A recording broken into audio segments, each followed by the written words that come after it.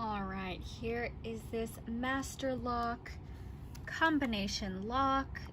This is just a black lock. This comes in a pack of 2. Here's one of them.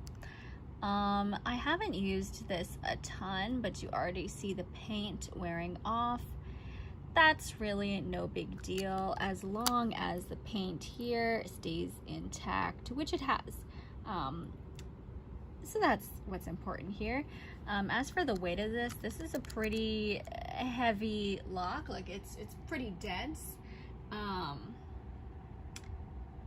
Yeah, I recommend it. Very user-friendly, especially if you have like a gym locker or you're in high school and you have a locker in high school.